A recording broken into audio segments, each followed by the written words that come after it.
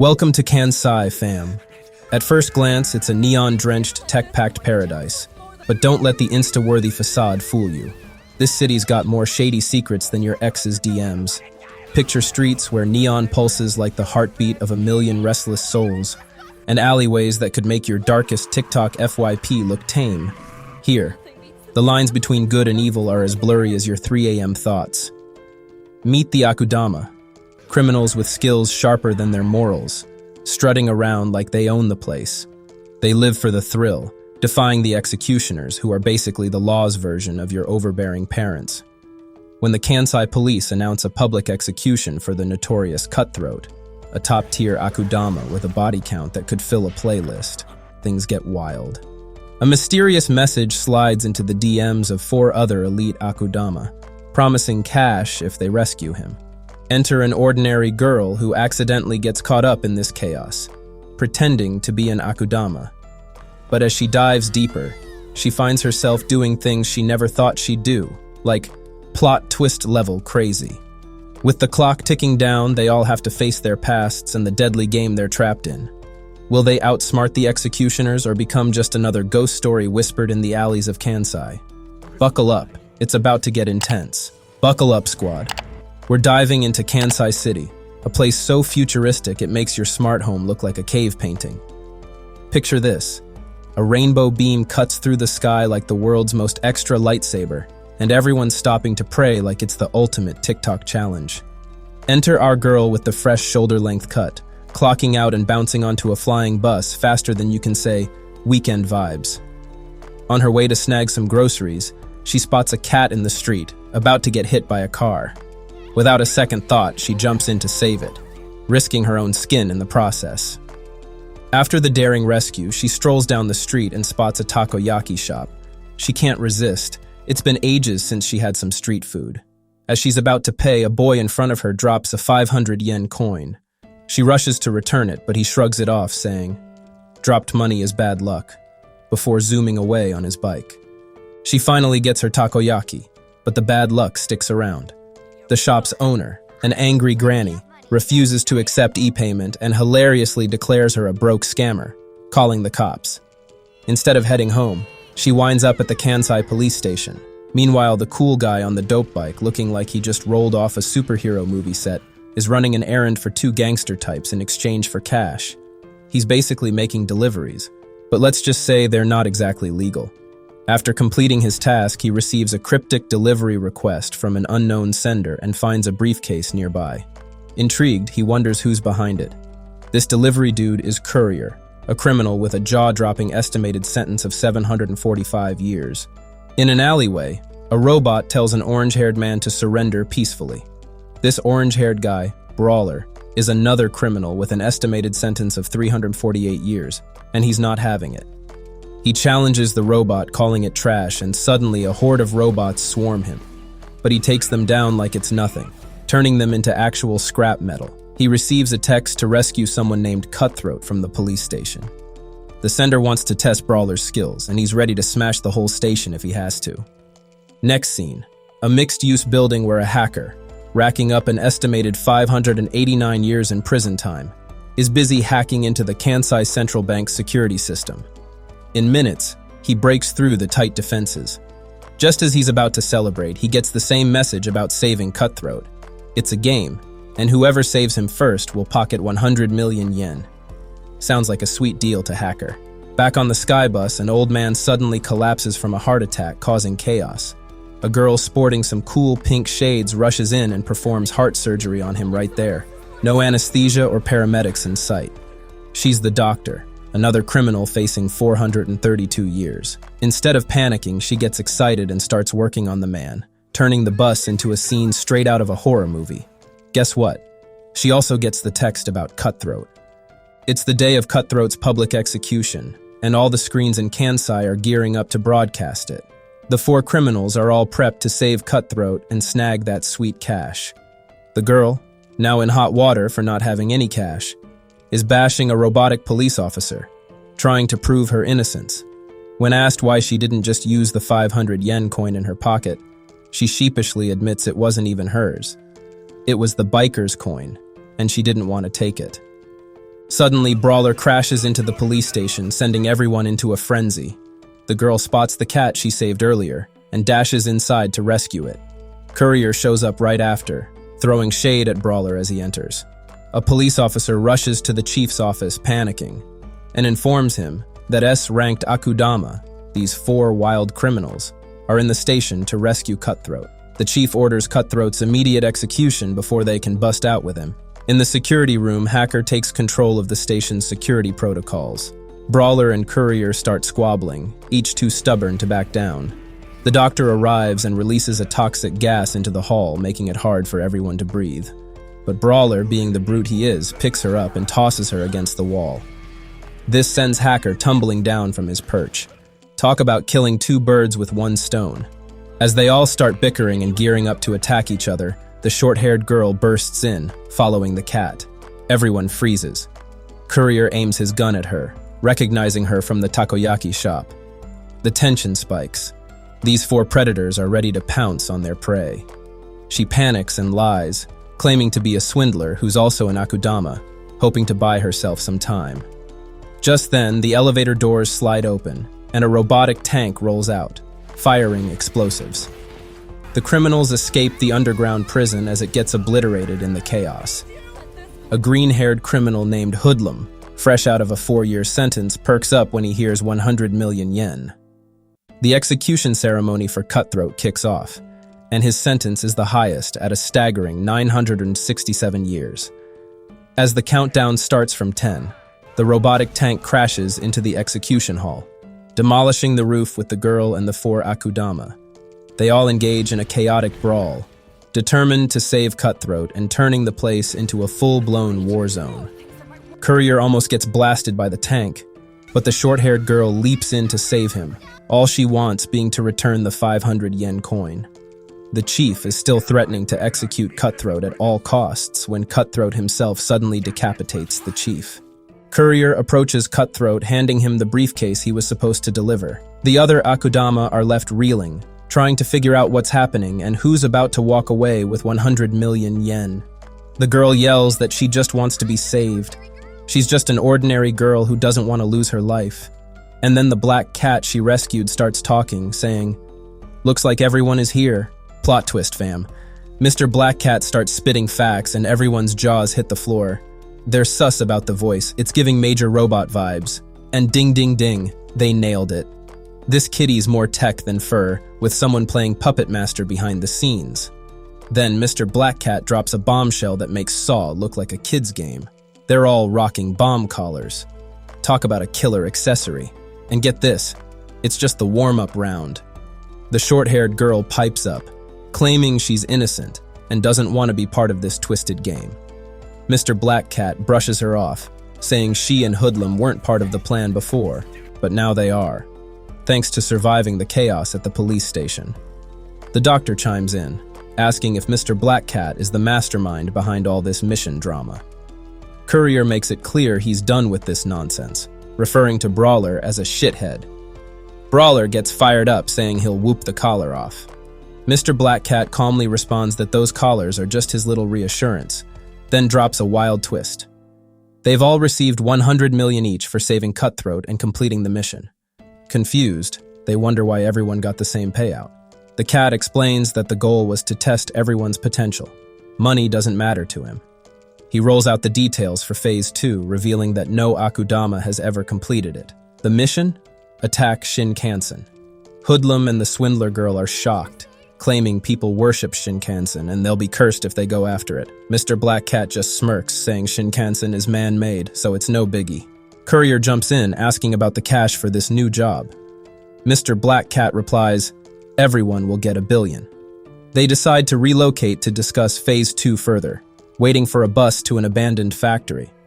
Brawler jumps on the flying bus, takes down the driver with some classic gangster moves, and they seize control of the ride. Hoodlum can't help but praise Brawler, calling him a monster. Brawler asks Hoodlum what his specialty is, and Hoodlum admits he's done something as reckless as attacking Shinkansen. Cutthroat is living his best life, obsessed with the red lights flashing from the bus. Red is the color of blood, after all. He starts acting like a little kid, shouting "Red, red, red," and hits the bus's emergency red button. The bus takes off like a rocket, spiraling out of control before crashing into a 7-star hotel called Geisha de Maiko. Suddenly, we shift to a puppet show explaining the history of Kansai. Kanto is a utopia on the east side where gods and important people chill, while Kansai is a mix of different wards. The South Ward is a crime haven. The Central Ward is middle-class territory, and the rich live in the North Ward. Long ago, a war between Kanto and Kansai burned Kansai to the ground, but Kanto helped rebuild, and the Kansai folks are eternally grateful. Back at the hotel, they end up on the 4th floor, where the police demand they surrender. Brawler takes out all the human and robotic cops like a pro. They retreat to a premium room, and Courier asks Mr. Black Cat to finally explain how this job is worth $1 billion. The cat lays it out. Shinkansen is the only link between Kansai and Kanto, and they need to steal specific cargo from it. He warns them about the high security at the station. It's connected to the Kansai Central Information Bureau, the SEAL Center, where the Swindler girl works. Mr. Black Cat explains that Shinkansen stops at Kansai Station for 20 minutes, and that's when they need to strike. The catch? Shinkansen has no doors or windows, so they'll have to enter through the cargo hold, but there's a plasma barrier that fries anything unregistered. Plus, the route is a quarantine zone with contaminated air, non-stop winds, and lightning. The mission sounds nearly impossible, but the Akudama are hyped up, confident in their skills. The cat gives them an ultimatum. Anyone who wants out will have their head blown off. Just then, 2 execution officers crash through the wall of the suite, licensed to kill in hand. One is master, the other pupil. Clearly some high-level executioners armed to the teeth. A fight breaks out between the Akudama and the officers while the Swindler girl and Hoodlum hide behind the sofa, trying to stay out of the line of fire. Hacker and Mr. Black Cat make a quick exit, flying out the window and telling the others to regroup later. Master kicks Cutthroat across the room and then takes on Courier with fierce strength. Pupil engages Brawler, both refusing to back down. The doctor jumps in, but Pupil lands a nasty hit on her neck with his weapon. Pupil questions the short-haired girl about tampering with their database, noting that while Akudama are calling her a swindler, the execution department has no records of her crimes. Courier summons his cool AF bike, which zooms into the suite and starts shooting at the executioners, sending them flying away from the hotel. They finally breathe a sigh of relief, settling by a fire to rest for a bit. The Swindler girl is pondering her next move when Mr. Black Cat approaches, asking if she wants to be part of the job. She hesitates, saying it's probably best to lay low and not stir up any trouble. The execution officers apologize to their chief for not catching the Akudama, promising they won't fail next time. They brief her on the Akudama's next target, sharing intel that raises eyebrows. The chief offers backup, but Master insists that he and his pupil will handle it alone. "We don't need any distractions," he says, determination in his voice. Cut to the Akudama squad, chilling at an abandoned factory like it's their personal VIP lounge, toasting to their epic escape from those pesky executioners. Mr. Black Cat gives them a final rundown of the plan before they kick off Phase 2. The goal: steal the vault from the front carriage of the Shinkansen. They need to hit Kansai Station, where the Shinkansen will stop for 20 minutes. Just enough time to load goods, and the security goes offline during that period. Courier raises a brow, asking if they can just roll through the tracks. Mr. Black Cat shakes his head, explaining there's an electromagnetic barrier blocking the way. Instead, he lays out the plan. They'll enter through the gate and take the elevator to the Shinkansen platform. But here's the catch. The elevator has 2 start buttons on different floors that need to be pressed simultaneously, so timing is everything. They split into 3 groups. Swindler, Cutthroat, and Hacker will push the upstairs button. Doctor, Brawler, and Hoodlum will hit the downstairs button, and Courier will go solo. Courier mentions he'll need his bike to move the vault, asking how they plan to get it on board. Mr. Black Cat explains that Hacker will modify the cargo's registration and hide inside a cargo box to sneak into the Shinkansen, turning off the plasma shield from within. But he warns them that the inside security is a black box, and things might get wild once they enter. Brawler shrugs, saying it doesn't matter. He'll take out anyone in their way, but Mr. Black Cat reminds them they can't kill the guards inside, otherwise they'll trigger the emergency alarm. Hoodlum shares a rumor he heard about a guardian inside the Shinkansen, stronger than a demon, so they better tread carefully. The swindler's anxiety is palpable. She's just an ordinary girl, after all, while the others think she's an Akudama swindler thanks to a lie she told to save her skin. She nervously asks Courier why he became a delivery boy, instantly regretting it under his intense glare. Courier simply says it's where he belongs and walks away, leaving her feeling even more out of place. Switching gears, it's puppet show time again, this time focusing on the execution department, Kansai Police's elite squad. They have special powers and authority to handle the deadliest Akudama, acting as both investigator and judge, able to execute criminals on the spot. Back at Kansai train station, the swindler arrives disguised as a delivery girl, a task assigned by Mr. Black Cat. She smoothly fools the guard at the entrance, while Hacker hijacks the station's security system.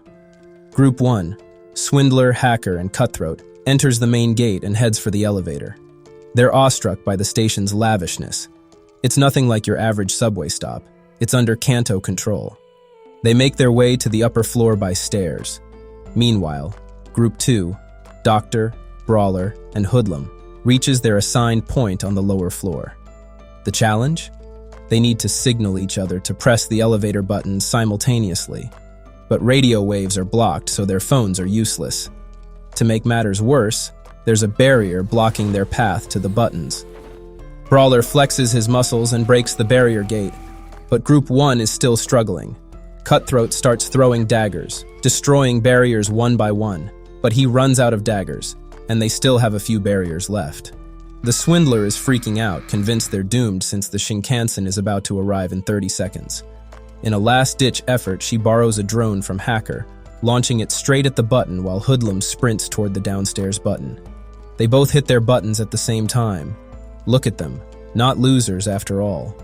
They reach the platform, and the sight of the massive Shinkansen leaves them in awe. Mr. Black Cat gives them a gadget to deactivate the platform's electromagnetic barrier, letting Courier bring his bike inside. But wait, there's a snag. Hacker can't modify the data due to poor signal strength, and the cargo he planned to hide in is lighter than him. He's sweating bullets, fearing for his life. But our brave swindler steps up, offering to go instead of Hacker. Terrified, she closes her eyes as she squeezes into the cargo box, praying she won't be turned to dust. Miraculously, the plasma barrier doesn't zap her, and she makes it inside the Shinkansen. She deactivates the plasma shield, allowing Courier to enter as well. Shout out to our little swindler girl. Without her, the plan would have gone belly up. With all team members now inside the Shinkansen, they gear up for the real challenge ahead, stealing the cargo. The Shinkansen hums ominously around them, and the thrill of the heist has never felt so real. Master and Pupil, our not-so-dynamic duo of execution officers, roll up to the Shinkansen platform only to find they've been ghosted by the Akudama crew. Talk about FOMO. The raid was successful, but the Shinkansen's unexpected departure throws a wrench in their plans. With only 10 minutes to access the vault's cargo, they realize that any delay could mean doom, plunging into the terrifying void of the quarantine zone. Suddenly, the executors try to breach the train, and Mr. Black Cat quickly orders Brawler and Cutthroat to deal with them while the others head for the vault. The crew can hardly believe how clever Mr. Black Cat's tactics are, feeling a mix of admiration and annoyance at being treated like pawns in her game. As the executors storm the Shinkansen, Brawler and Doctor engage them, trying to hold their ground. Meanwhile, Hacker struggles to unlock the vault door. Courier, impatient with the Master Executor's delay, takes matters into his own hands and shoots at him. Swindler, Hacker, and Mr. Black Cat push toward the vault, with Cutthroat joining them. Swindler yells at Cutthroat to stay back, but Mr. Black Cat insists that having him along might be wise. They don't know what dangers lie ahead. The Doctor manages to shake off the Pupil Executor, but the Master Executor taunts her, asking if she can heal herself after he splits her in two. Just as he lunges, Brawler jumps in, punching the Master Executor square in the face. Out of nowhere, the Shinkansen lurches forward at breakneck speed, crossing into Kansai's borders. Only 5 minutes remain before it enters the quarantine zone. Unfortunately, the vault doors resist opening, and Hacker is growing increasingly anxious. The battle between the Executors and the Akudama rages on. Master Executor proves to be a formidable opponent, throwing Brawler around like a ragdoll.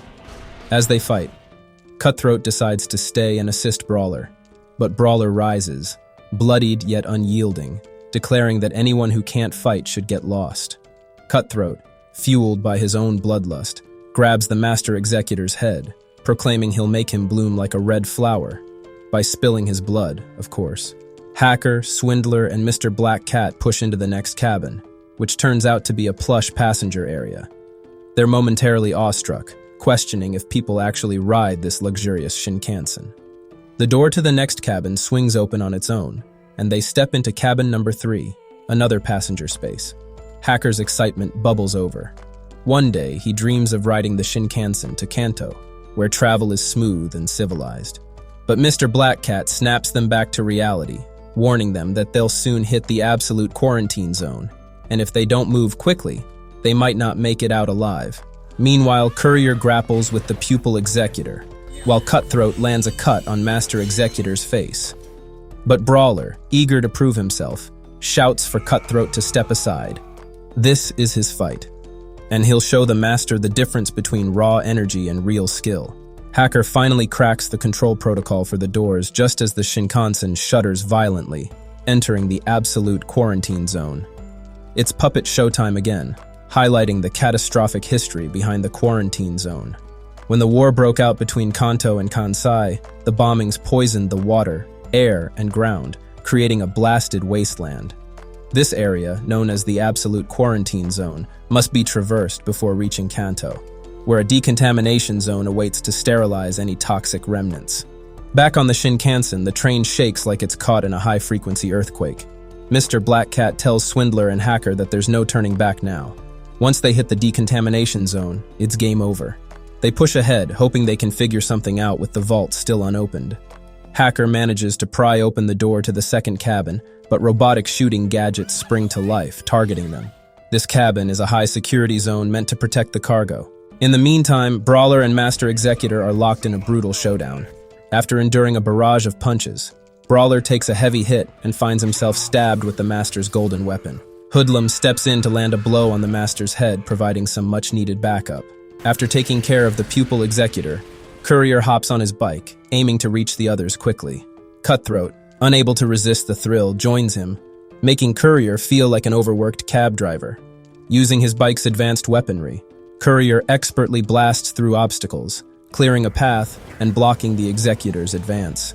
They finally get rid of the deadly team of Executors and charge toward the vault, knowing they have only 1 minute left. As they approach, Brawler insists he'll break the vault door with his bare fists, but just as he readies himself, he collapses, blood pouring from his wounds. Then, in a shocking twist, Mr. Black Cat thanks them all and suddenly dissolves into dust. A seal appears, leaving everyone speechless. It's as if magic has happened right before their eyes. Swindler hurriedly activates the vault door, revealing 2 children inside, a girl and a boy. The boy congratulates them on their excellent work, while the girl plays a haunting melody on a flute that halts the Shinkansen in its tracks. They all stare, dumbfounded, wondering who these kids are. Swindler, piecing it together, asks the boy why his voice sounds so familiar, like Mr. Black Cat's. The boy grins, revealing he's the one controlling Mr. Black Cat all along, and the girl is his younger sister. Swindler's curiosity piques. Why are these 2 kids being sent to Kanto as cargo? The mystery deepens as they realize their mission has only just begun. Brawler's still salty AF, his body screaming from those savage hits the Executioner dished out. He's basically a walking, talking rage quit right now. Determined to settle the score, he bids farewell to the group, announcing he's heading back to Kansai to kill the Executioner. No matter the risk to his own life, money means nothing to him. He's willing to sacrifice it all for revenge. Swindler desperately tries to talk sense into him, urging him not to act foolishly, but Brawler remains resolute. He turns to Hoodlum, asking him to join him, hoping for some support in his quest for vengeance. Before anyone can respond, the little brother interrupts, reminding them that their job isn't finished yet. He explains that they need to deliver him and his sister to a specific location in Kansai, but he withholds details, saying he'll provide more information once they're safely out of the Shinkansen. The group begins to prepare to leave, but Hacker refuses to back down. He's eager to head to Kanto, viewing it as his chance to escape the boredom of Kansai. He believes that the life there will be exciting and fresh, regardless of the risks involved. The little brother warns Hacker about the explosive collar around his neck, but Hacker, confident in his skills, manages to hack it off. Swindler pleads with him to reconsider, her eyes filling with tears at the thought of him risking his life. Hacker brushes her concerns aside, but before leaving, he gifts her one of his flying robots as a parting gift. Swindler accepts it, vowing to return it someday, hoping for a future reunion.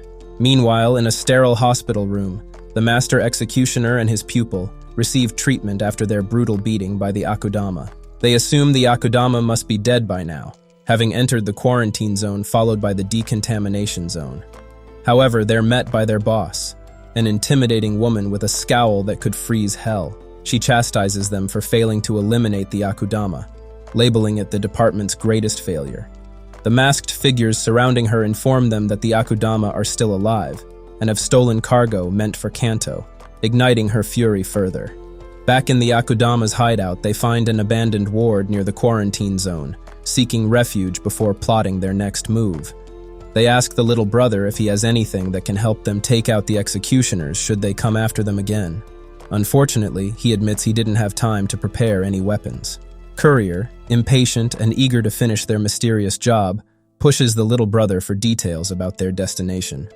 Doctor steps forward, demanding to know who the little brother really is, but the boy insists he's still their employer, despite his childlike appearance. He offers to increase their pay but remains secretive about himself and his sister. Doctor retorts that money isn't their motivation, urging the little brother to build trust by revealing his true identity. Swindler intervenes, calling Doctor a bully for pressing a child too hard. Courier, however, maintains that their mission must take precedence over personal feelings, emphasizing his commitment to see the job through to the end. The little brother pulls out a notebook revealing coordinates that will guide them to their destination, the Expo Park. Hunger strikes the group, having not eaten since their mission began. The little brother and his sister pull out an empty box, asking Swindler to wish for her desired food and close the box.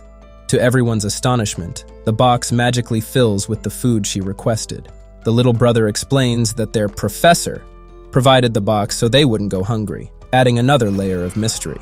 As they enjoy the food, it's puppet show time again, featuring the Kyushu plant, an experimental facility run by Kanto where everything labeled Kanto Made is produced. Back in the hospital, the head of the executioners holds a virtual meeting, announcing a full-scale search and destroy mission against the Akudama, who have stolen cargo and wreaked havoc. She declares them suspended, emphasizing their repeated failures. The master executioner, filled with rage and frustration, vows to hunt down the Akudama on his own. Meanwhile, the Akudama prepare to journey towards the Expo Center through underground pathways leading to Takatsuki. Courier offers to give the kids a ride on his bike, while the others plan to walk. Just as they think they're in the clear, the master executioner appears, taunting them about their attempt to escape. Another hurdle looms ahead, heightening the tension as the chase continues. The master executioner goes full try-hard mode, flexing on the Akudama and swearing he's about to end their whole career. No more catch and release for these criminals. After all, it's his reputation on the line. Brawler, fueled by a fire of rage, can't wait to take this executioner down. It's personal now. As Brawler and the master executioner clash in a fierce battle, Courier revs up his bike, kids in tow, determined to deliver them to the Expo Center ASAP. The master executioner, fully in kill mode, won't let Courier escape. He lunges with his flying robotic weapon, cleaving Doctor in half with his golden sword like it's some twisted magic trick. But Courier is no rookie. Armed with his gun, he's tough to shake off. Cutthroat jumps in, saving Swindler from an attack, but the master executioner tosses him aside like yesterday's trash. Brawler, always the tough cookie, rises again, bloodied but unbowed, while Swindler races with the kids, trying to keep them safe. Just when she thinks she's got a clear path, the master executioner blocks her, insisting it's the end of the line for her and that he'll take the kids back to Kanto. The little brother pipes up, saying it's anything but safety, as he knows the executioner's plan is to send them back to that hellhole.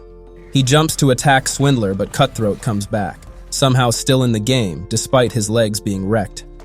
As the master executioner lunges at Cutthroat, Cutthroat grabs the little brother, which makes the executioner hesitate, killing a kid. not on his to-do list. Seizing the moment, Cutthroat tries to stab the master executioner, but the blade goes right through the little brother, who's caught in the crossfire. Cutthroat shouts that he won't let anyone touch his angel. Yep, he's referring to Swindler. The little brother collapses, blood pouring out like a busted fire hydrant. The master executioner retaliates, stabbing Cutthroat and calling him a scum for his reckless play. Swindler cradles the little brother in her lap, tears streaming down her face, convinced he's a goner. But suddenly, his wounds heal like something out of a superhero flick, and he wakes up saying, "Don't make a big fuss, Swindler." Doctor makes her grand entrance, all stitched up and ready to revive the dead. Swindler warns her to keep her hands off the kids. She's not about to let Doctor's greed ruin their chance at freedom. Doctor retorts, telling Swindler to drop the holier-than-thou act. She reminds everyone that the master executioner is already wounded. Now, they just need to wear him down. Brawler charges at the master executioner while Cutthroat gets his legs back in action, thanks to Doctor's magic touch. Courier revs his bike, launching another attack on the master executioner. It's a full-on brawl, one master executioner versus a squad of relentless fighters who refuse to throw in the towel. Courier shouts for everyone to hop on his bike while Brawler keeps the executioner busy. In the executioner's headquarters, the pupil executioner rushes to the old lady head, demanding to know where the master executioner has gone so she can help him take out the Akudama. The head explains why she switched to a two-man system, saying it helps executioners develop feelings for their partners, preventing them from turning evil like the Akudama. In a master-pupil bond, emotions drive them to survive. Yet here's the kicker.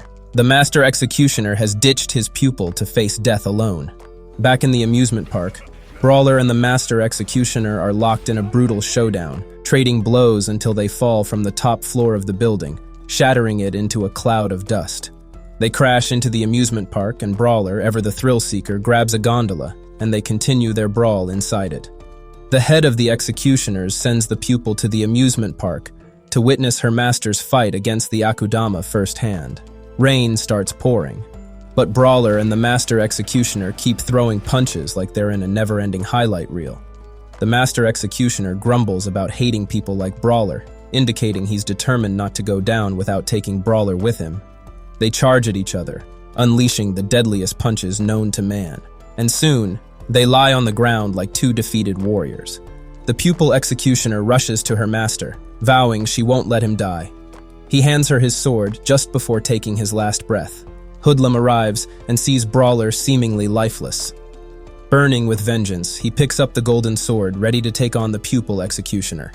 Once again, it's puppet show time, and today's topic is Old Kansai, the city that got the boot after the war's bomb.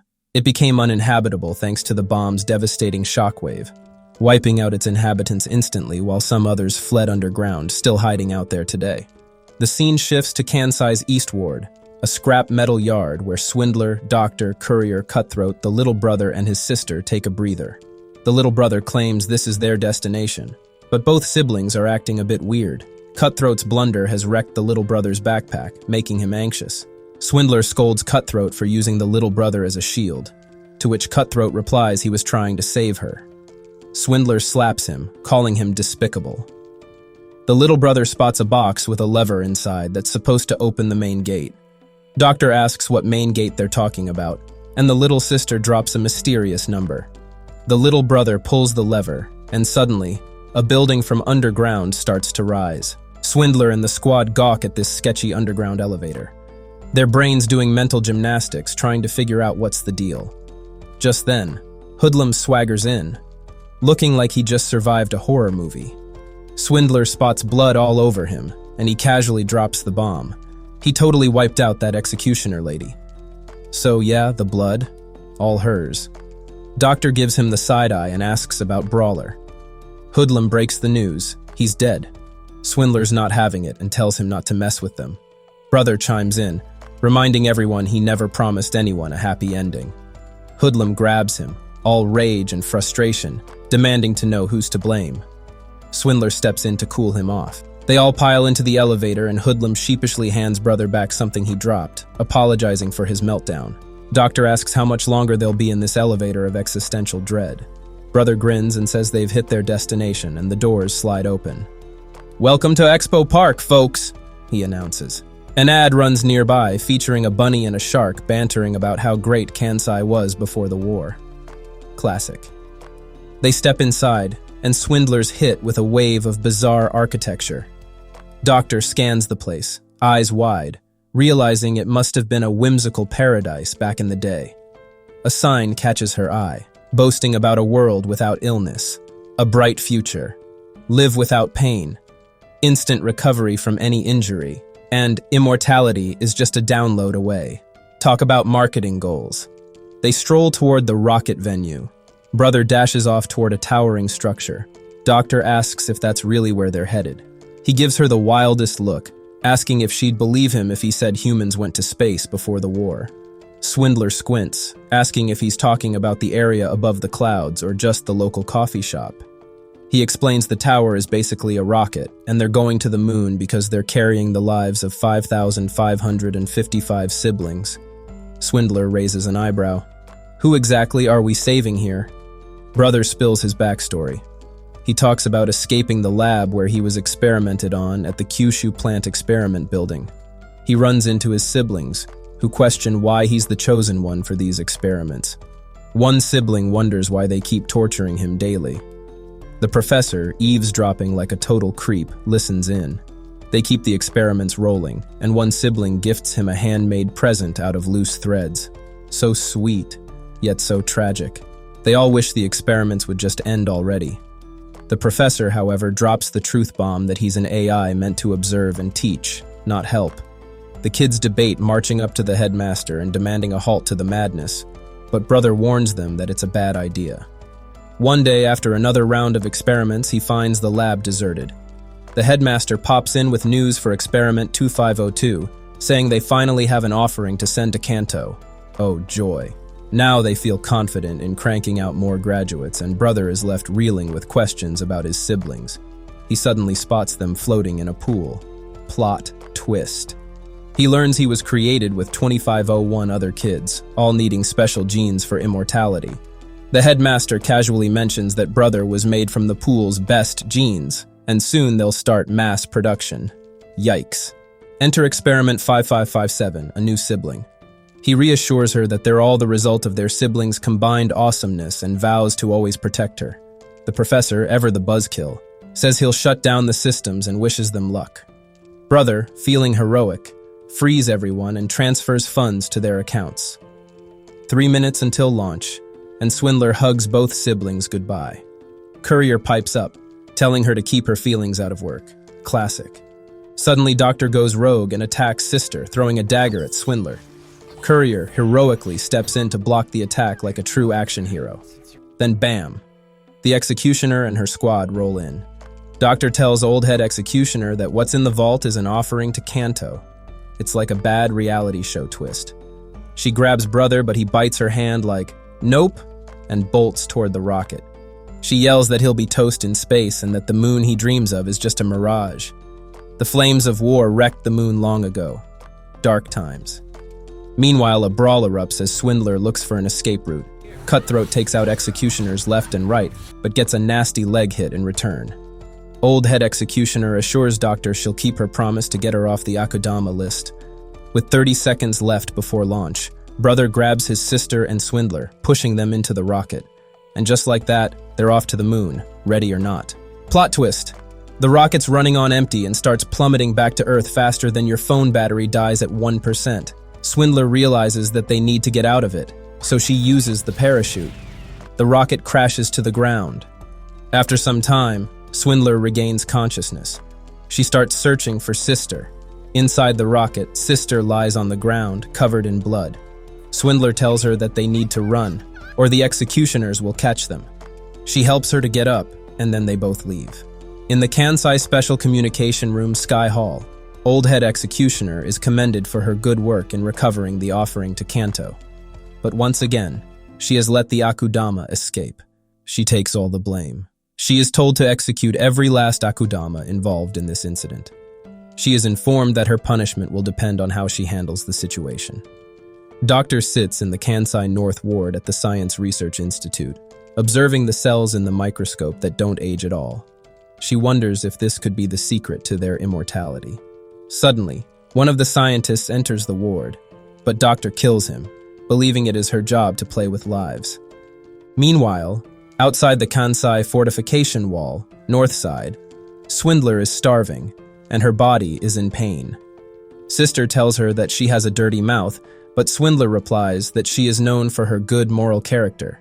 She claims she just picked up bad habits from being around those Akudama. Regardless, she tells Sister that the tunnel is Kansai. That is where her home is, so they need to go there.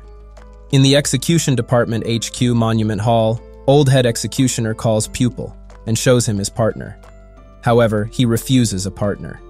She tells him to thank the Akudama for hesitating instead of killing him. He insists he is fine on his own, but she reminds him that his master is no longer with them, advising him not to cling to the dead. He tells her he made a last promise to his master to execute those Akudama on his own. Conversely, Swindler is back in her city, which she never expected. She asks Sister if she wants to have takoyaki because she has tons of money now. As she goes to buy takoyaki and is about to pay, it suddenly appears that she is a Super S rank Akudama and is wanted dead or alive. People start looking at her. Sister shows her the posters of her all around. People begin calling the police to come and execute her at the Dotonburi takoyaki place.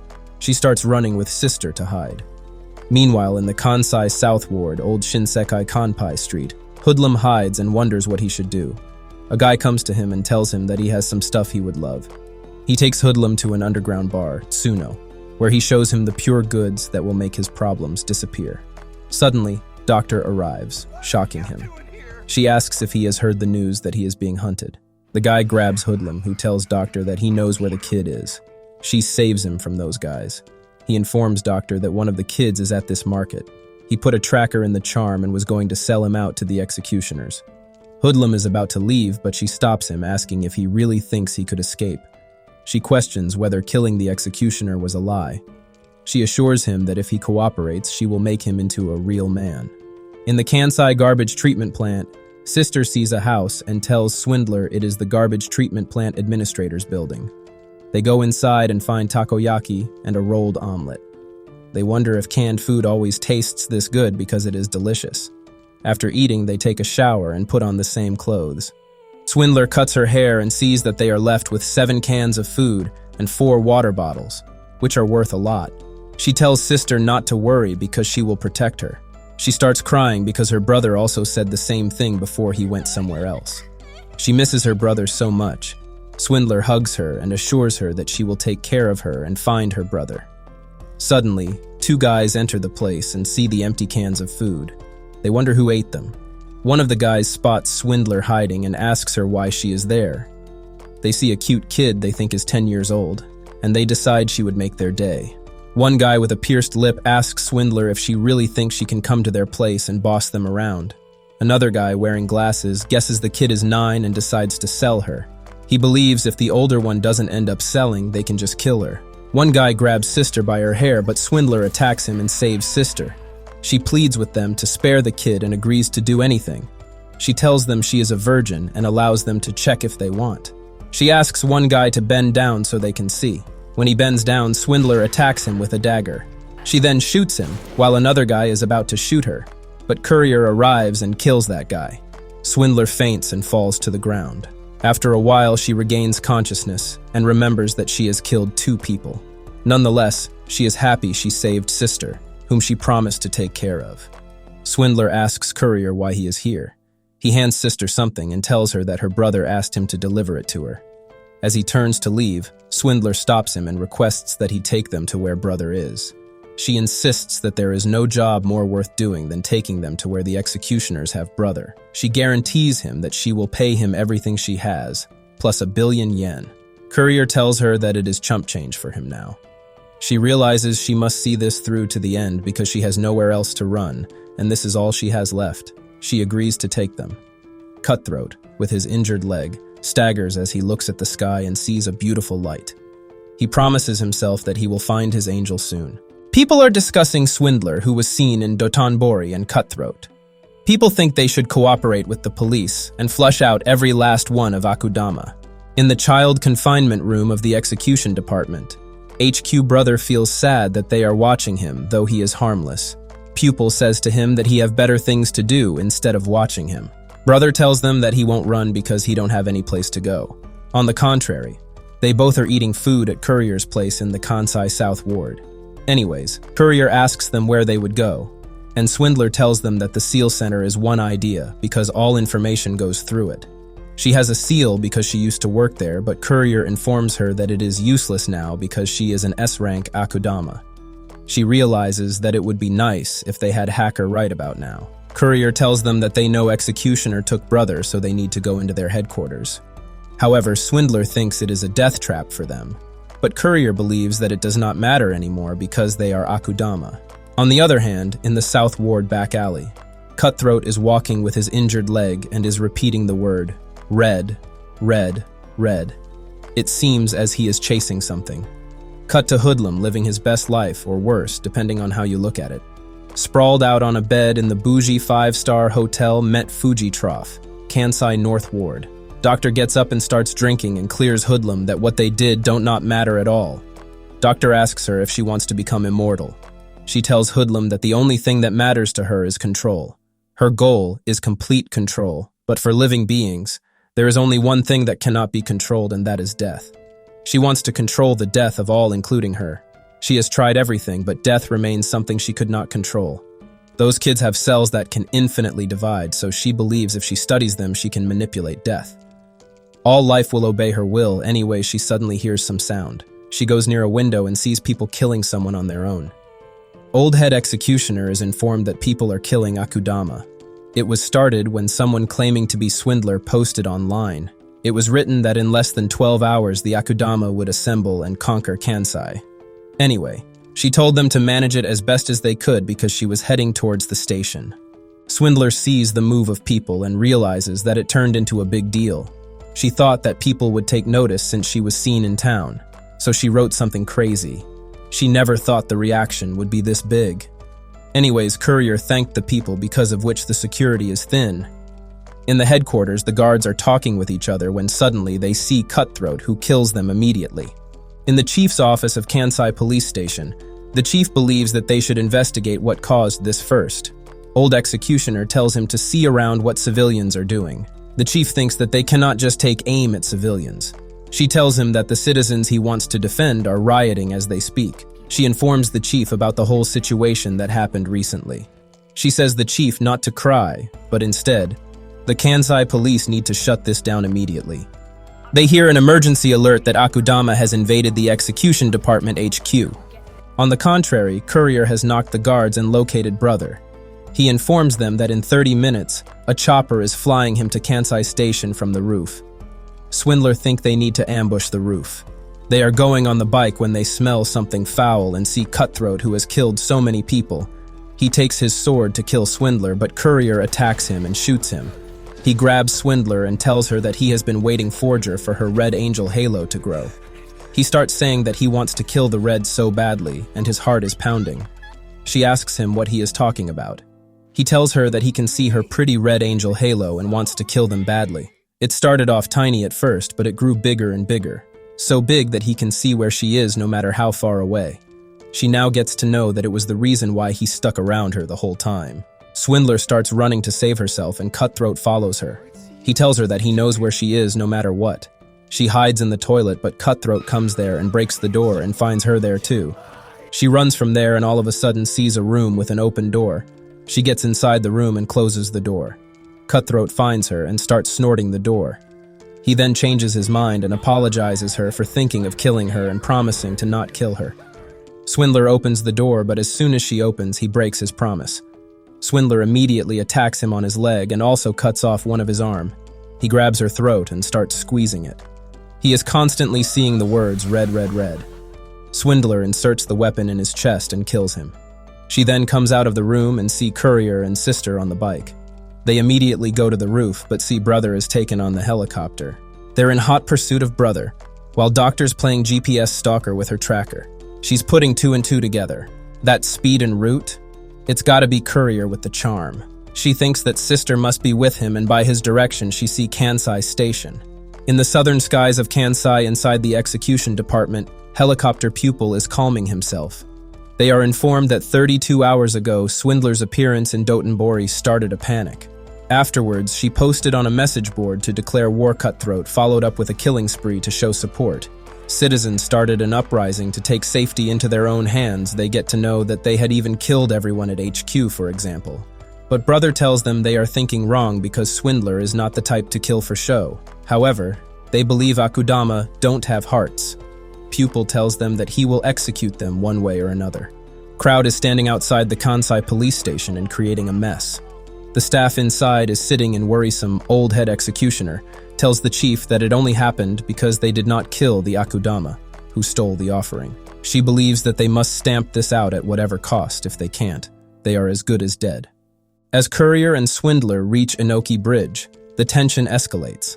The citizens, now empowered and fearful, demand to see everyone's seals, creating a tense atmosphere. Suddenly, the robotic enforcers identify Courier and Swindler as Super S-rank Akudama. The crowd, fueled by fear and anger, turns against them.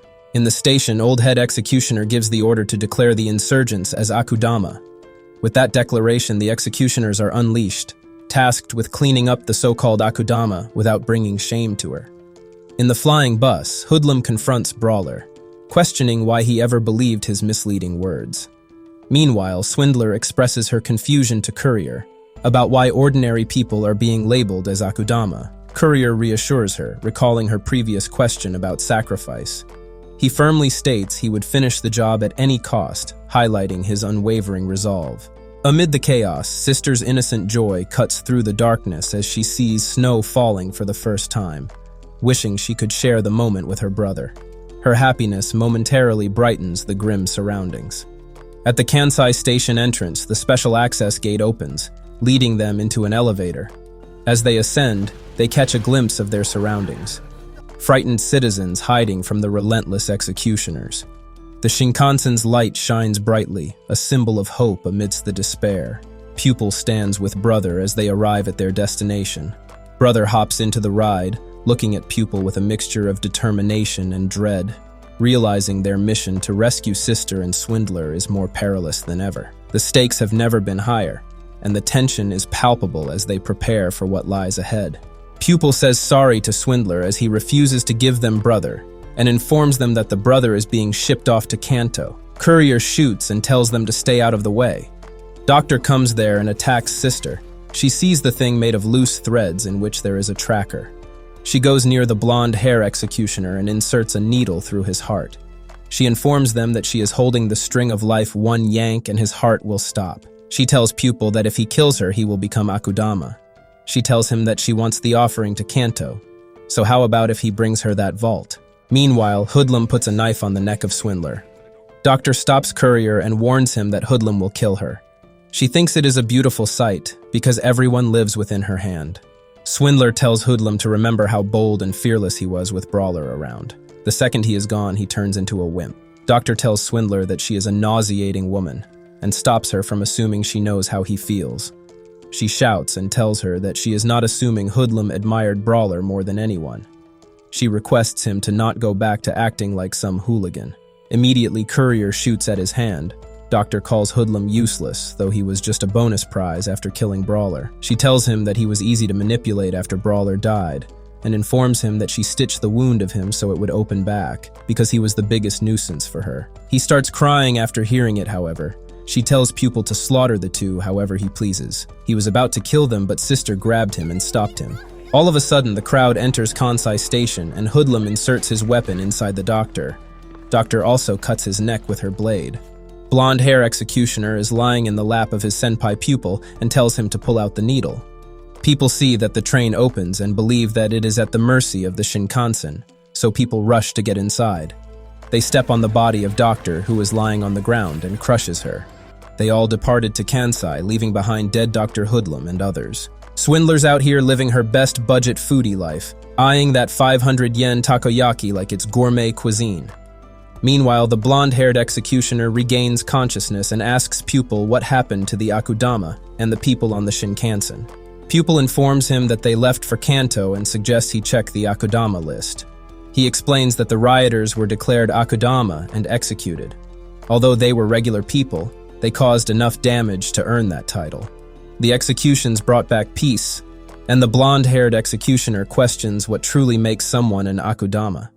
In the Sky Hall, the Kansai Special Communication Room, the old head executioner is praised for her effective handling of the situation. Later, Swindler lies on her bed, then gets up to make herself dinner. She suddenly falls to the ground, landing in an unknown place where she finds a 500 yen coin. Courier receives his payment for completing a task and gets a 510 yen tip, which is tossed toward him. When he arrives, he sees a dead body. A puppet show unfolds, discussing the concept of a butterfly dream, where a person is uncertain if they are dreaming. Everything feels real, but the only genuine thing is happiness, a state where one can bask in joyful feelings all day long. Once again at the takoyaki stand, Swindler picks up the coin, telling the vendor that he dropped it. She mentions that she has been trying to return his money for a while. Suddenly, everything freezes and she comes back to the present, facing Courier. Hacker emerges from Swindler's bag, finally connecting to their channel. Recognizing Hacker's voice, Courier points his gun at him. Hacker explains that he was in Kansai and just saw Bunny and Shark. He reveals that the program was designed for brainwashing, separating the body and mind of those entering Kanto. He shares the truth behind the decontamination zone, informing them that without his help, they would have been trapped in Kanto like others. Swindler starts searching for brother and sister, looking outside in shock. Hacker shows them Kanto and explains that after the war, its people began converting their minds into data. This process was challenging, leading to the creation of a vessel to contain it, a quantum supercomputer. He asserts that he protected his mind data before being taken by Kanto, and he appears before them, demonstrating he hasn't forgotten his appearance. Courier realizes that Kanto is not what they had hoped for. Swindler urges them to change the subject, as they need to find the children. Hacker tells them to look up, revealing that brother and sister are tied above them. Swindler demands to know what the children are to Kanto. Hacker explains that no matter how advanced their technology, even Kanto cannot escape deterioration over time. She asks if he means Kanto plans to absorb them. He confirms that all of Kanto's data is being transferred to their minds. When the circle turns white, Kanto's transfer will be complete, creating the perfect utopia they always desired. Swindler rushes to save them, but fails. Hacker informs her of the gravitational wave defense program surrounding the cube and the children. Swindler realizes the only reason they were born was to be used by Kanto. Hacker tells them the children are crucial for Kanto's survival, and that it is where they truly belong. Determined, she resolves not to stand for it and attempts to attack Kanto, but she is pushed back, as is Courier. Swindler decides to save them even if it costs her life. She tries again, but once more she fails. Hacker laughs, having monitored them and come to see them as stupid, selfish, and egotistical. He thanks Swindler for returning his drone and decides to go inside Kanto to save the children. He begins altering the system but gets attacked, finally spotting the kids. Meanwhile, Swindler fights her way to the children. As the game begins, Hacker reaches for them, but suddenly gets struck. He wonders if the game is over, but in an instant, he sees the kids. He thinks Kanto is foolish for making the children self-aware. In the end, both Swindler and Hacker manage to grab the children. The game ends, and Swindler tries to wake them up. Brother and sister embrace, and Hacker instructs them to hurry and get on the Shinkansen so he can send them back to Kansai. Swindler asks Hacker what will happen to him. Suddenly, he presents her with a gift for the afterlife, a mystical place he discovered in pre-war literature, one that nobody has heard of or visited. Swindler laughs, appreciating the gesture, and thanks him. As Hacker falls to the ground, Courier urges them to go. They board the Shinkansen Carriage 1, the vault car. Swindler tells Courier that his job is done, and Courier asks about her plans. She replies that she thinks she will take a gamble and head to that place. Meanwhile, brother and sister converse quietly. On the contrary, the Shinkansen is derailed, but they receive no response. Swindler's trying to shake off the mother of all hangovers, except it's not a hangover. She's legit injured. Meanwhile, sister's having a full-on meltdown over her busted leg. The destruction of the Shinkansen looms in the background, but Courier remains unharmed on his bike.